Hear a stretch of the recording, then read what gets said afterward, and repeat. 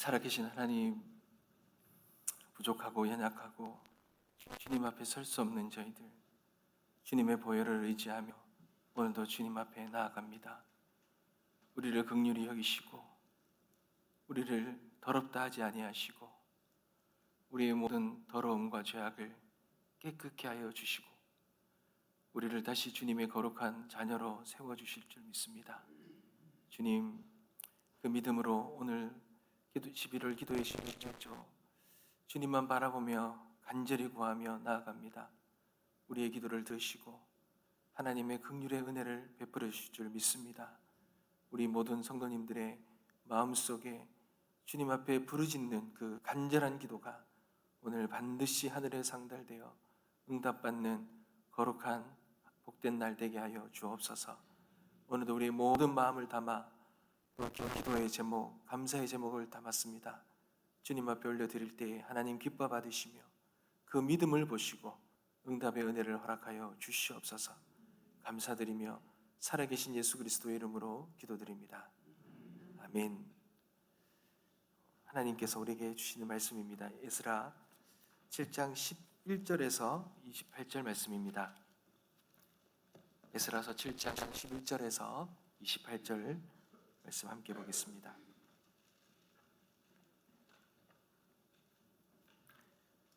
제가 먼저 읽겠습니다. 여호와의 계명의 말씀과 이스라엘에게 주신 율례 학자요 학자 겸 제사장인 에스라에게 아닥사스다 왕이 내린 조서의 초본은 아래와 같으니라.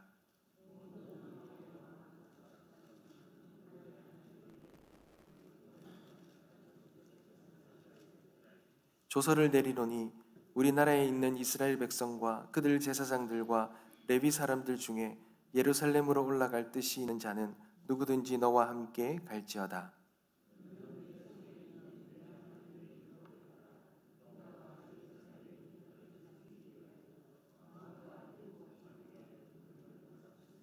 왕과 자문관들이 예루살렘에 거하시는 이스라엘 하나님께 성심으로 드리는 은금을 가져가고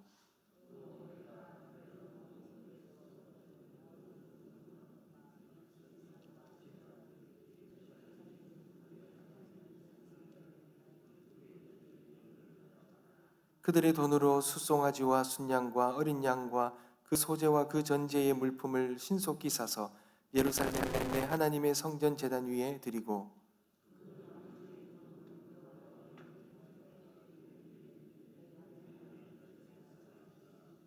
내 하나님의 성전에서 섬기는 일을 위하여 내게 준 그릇은 예루살렘 하나님 앞에 드리고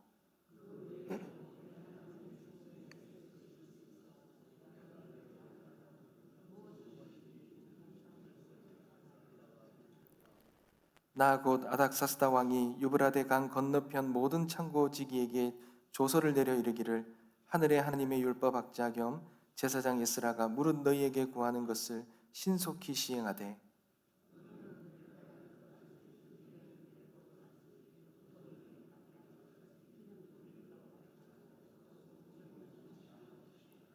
무릇 하늘의 하나님의 전을 위하여 하늘의 하나님이 명령하신 것은 삼가 행하라.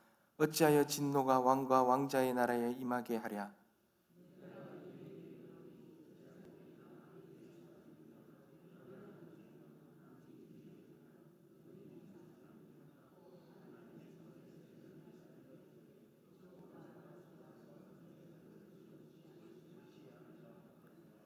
에스라여 너는 내 손에 있는 내 하나님의 지시를 따라 내 하나님의 율법을 아는 자를 법관과 재판관을 삼아 강 건너편 모든 백성을 재판하게 하고 그중 알지 못하는 자는 너희가 가르치라.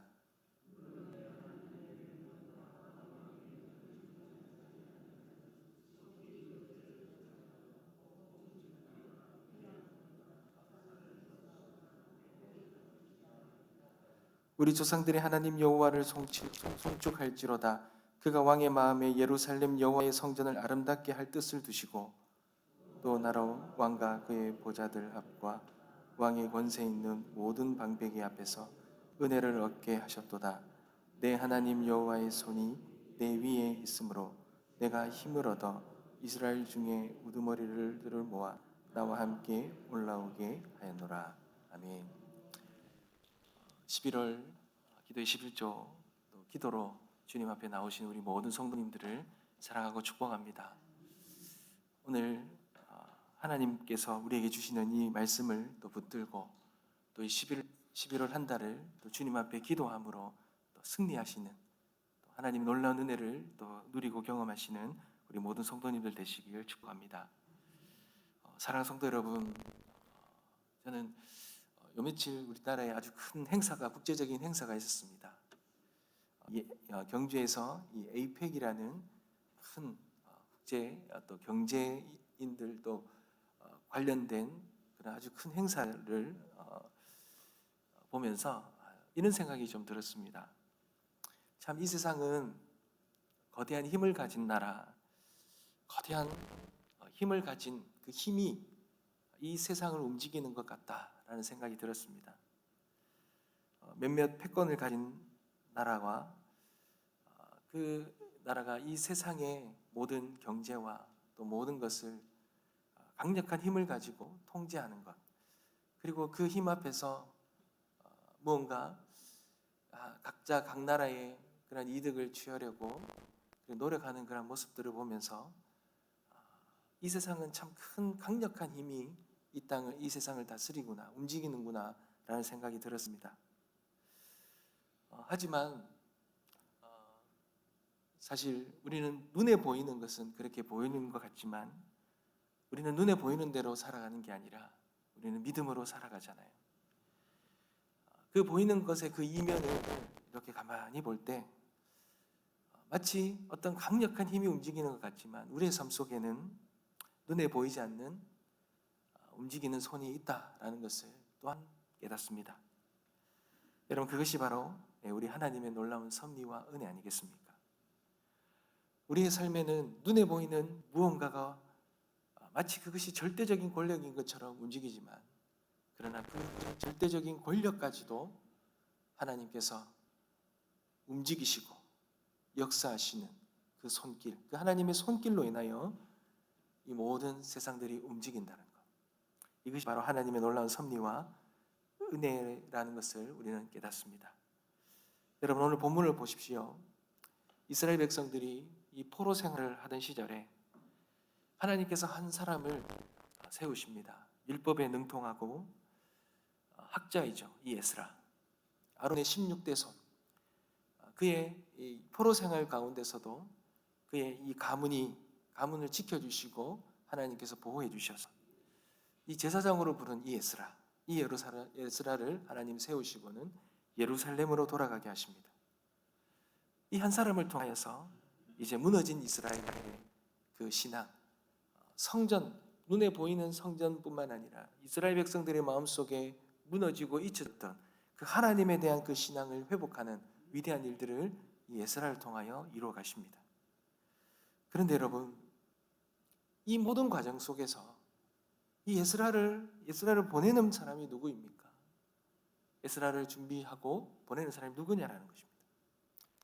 여러분, 우리는 당연히 하나님이라고 믿지요. 그런데 여러분, 눈에 보이는 그 일은 누가 합니까? 하나님이 아니십니다. 그렇다고 이스라엘 왕이 아닙니다. 바로 이방 땅 바벨론, 이 페르시아의 왕 아닥사스다입니다. 여러분, 참 놀라운 것은요, 이방 왕인 아닥사스다가 이 포로 가운데 있는 한 사람, 이 에스라를 그의 고향으로 다시 돌려 보내어서 그 이방이 어떻게 보면 포로된 나라잖아요. 이 포로된 나라의 그 성전과 그 모든 것을 다시 회복하게 했다는 자체도 참 의아한 일입니다. 그렇지만 그냥 돌려보내지도 않습니다. 조서를 내려서, 본문을 보면 조서를 내려서 에스라와 백성들에게 그들이 돌아가서 또 돌아가는 과정에서, 그리고 거기 돌아가서 그곳에서 모든 것을 회복하는 데 필요한 모든 것을 공급합니다. 필요한 모든 것을 다 가져가게 만듭니다. 근데 그뿐만 아니라 이 에스라에게 막강한 권력까지도 부여해서 그 모든 일들을 할 수 있는 힘을 준다는 거예요. 여러분, 성전 제사를 위해서 막대한 재물, 은과 금을 지원하고 심지어 왕의 창고에서 필요한 것을 더 가져다 쓰라고 그렇게 명합니다. 그리고 또한 하나님의 율법을 가르치고 재판관을 세울 그런 권한까지도 다 주는 것을 볼 수 있습니다. 여러분, 어떻게 이런 일이 가능하겠습니까? 세상의 권력을 진 그 이방의 왕이 어떻게 하나님의 백성을 위해서, 이 포로된 나라를 위해서 이토록 이 전폭적으로 지지를 보낼 수 있냐라는 것입니다. 여러분, 모든 이번에 우리나라에서 있었던 이 에이펙의 과정을 보십시오. 모든 것이 그 힘을 가진 나라의 그 자국의 이익을 이루기 위해서 상대방 국가의 그 피해를 요구하지 않습니까? 힘이 없는 나라는 어찌할 도리가 없는 거예요. 다 이렇게 줄 수밖에 없는 거 아닙니까? 그런데 어떻게 세상의 권력을 쥔 이방 왕이 포로된 나라, 힘없는 나라, 그리고 또 하나님을 섬기는 그 백성들을 위해서 이토록 전폭적인 지지를 할 수 있냐라는 것입니다. 여러분, 여기서 우리가 반드시 붙들어야 될 메시지가 있죠. 여러분, 이 세상의 모든 상황, 그리고 절대적인 힘을 가진 그 사람의 마음까지도 주관하시는 분은 하나님이시라는 것. 여러분, 이것을 믿으시기 바랍니다. 세상의 눈으로 보면 아닥사스다 왕은 절대 권력자입니다. 하지만 그 권력자의 마음조차도 여러분, 그가 어떻게 할 수 있는 것이 아니에요. 하나님 손 안에 있는 것입니다. 하나님께서는 당신의 백성을 예루살렘으로 돌려보내시고는 무너진 율법과 신앙을 재건하시려는 당신의 그 크고 놀라운 뜻을 이루시기 위해 이방 왕의 마음을 움직이시는 거예요. 이방 왕을 통하여 그것을 이루어내시는 겁니다. 에스라는 이 사실을 분명히 깨닫습니다. 그래서 27절에 이 모든 일을 들고 왕을 찬양하는 것이 아니라 하나님을 찬양해요. 27절 한번 보겠습니다. 우리 조상들의 하나님 여호와를 송축할지로다. 그가 왕의 마음에 예루살렘 여호와의 성전을 아름답게 할 뜻을 두시고. 여러분, 에스라 생각하기에 이 일은 이방 왕이 이런 일을 하는 이것은 하나님이 하셨다라고 할 수밖에 없다. 하나님이 하셨다는 걸 너무나 잘 알고 하나님께 찬양과 영광을 올려 드렸던 것입니다. 사랑하는 성도 여러분, 이 모든 일의 배후에 계신 하나님, 그 하나님의 보이지 않는 그 선한 손길, 그분의 그 주권적인 다스림, 그것을 에스라는 믿음으로 볼 수 있었던 것입니다. 사랑하는 성도 여러분, 사실 이 포로된 이스라엘이 돌아가는 데에는 하나님의 이 강력한 보이지 않는 손길이 있었습니다. 여러분, 이 포로가 해방되어서 그들이 돌아가게 된 계기가 누굽니까? 이 페르시아의 고레스 왕 아닙니까? 여러분, 하나님이 이스라엘 백성들을 다시 돌려보내시기로 예언한 때는요, 고레스 왕이 태어나기 150년 전입니다. 그 150년 전에 선지자 이사야를 통하여서 그의 이름을 정확하게 예언하시면서 이 고레스를 나의 목자다 이렇게 부르셨어요. 여러분, 그것은 뭡니까? 그 왕을 통하여서, 그 목자를 통해서 나의 백성된 이스라엘 백성들을 먹이시고, 그리고 그를 선한 길을 인도하겠다, 고향 땅으로 돌려보내겠다고 하나님이 이미 약속하셨다는 것입니다. 여러분, 잠언 21장 2절에 보면 왕의 마음이 여호와의 손에 있음이 마치 봇물과 같아서 그가 임의로 인도하시느니라 이렇게 말합니다. 여러분, 왕의 마음이 여호와의 손에 있다 그러죠.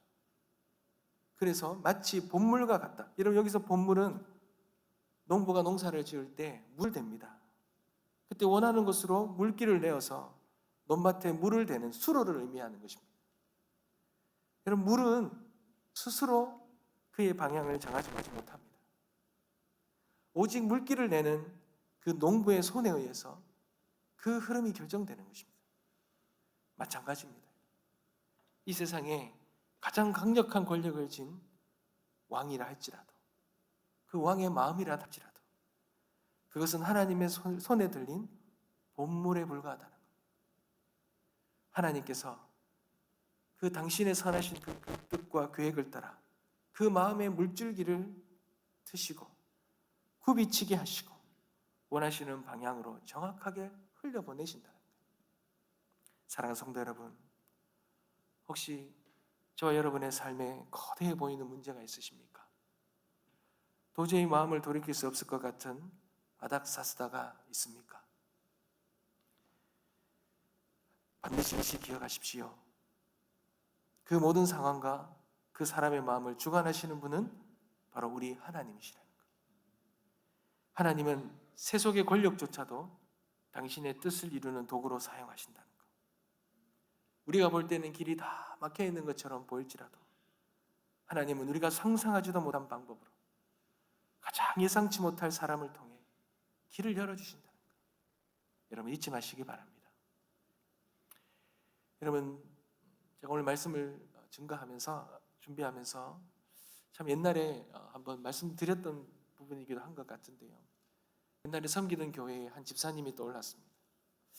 그럼 그 집사님은 기도하는 가운데 어느 집회인가 강연을 듣다가 어떤 한 CEO의 여성 CEO의 강의를 들었어요. 근데 그분이 하나님 앞 그 회사를 운영하는데 하나님 앞에 큰 부르심을 받고 그 회사를 경영하면서 이 통일을 위해서 하나님이 강력한 마음의 움직임을 주시는 거예요. 그래서 그분이 그 모든 사업을 하면서 모든 열정을 그 통일을 위해서, 그 북한에 고통받는 사람들을 위해서 그 일들을 하시는 거예요. 근데 이분이 그 강연을 듣다가 마음이, 자기 자신도 모르게 이 마음이 울림이 있는 거죠.